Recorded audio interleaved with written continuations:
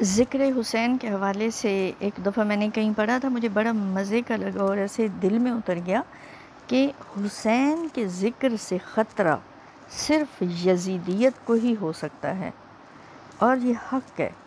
جس نے بھی لکھا اللہ اس پر کرم کرے، اس پہ رحمت نازل ہوں، کہ حسین کے ذکر سے ہم کیوں ڈریں؟ یہ تو صرف خطرہ ہے تو یزیدیت کے لیے ہے۔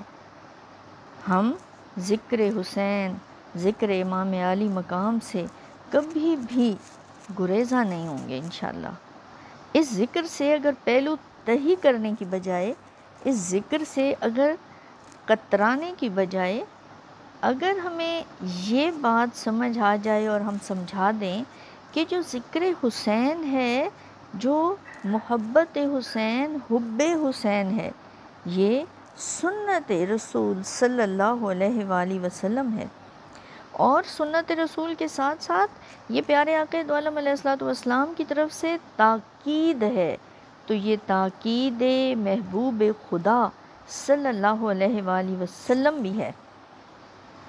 اور صحابہ کرام رضوان اللہ علیہم اجمعین نے بھی یہی کچھ کیا، انہوں نے ذکر حسین اور محبت حسین کی۔ کربلا کا جو درس ہے کہ حق بات پر ڈٹ جاؤ، کسی طرح کے بھی حالات میں مت گھبراؤ، کلمہ حق پر اپنا آواز کو بلند کرو، تو یہ کربلا پھر سب کے لیے پیغام ہے۔ پیغام کربلا یہی ہے، اسی کو ہم نے عام کرنا ہے، تاکہ ہمیشہ ہر دور میں، ہر زمانے میں، ہر وقت جو بھی اس وقت صفوں میں یزید چھپے بیٹھے ہیں، جہاں جہاں پر یزیدیت ہے، ٹھیک ہے، وہ سامنے آ جائے۔ ہم ہدایت کے نور، ایمان کے نور سے دلوں کو منور کریں، جو کہ ذکر حسین اور محبت حسین ہے۔ اور ایون ذکر حسین اور محبت حسین ہی ہمیں اصل میں فکر حسین عطا کرتا ہے۔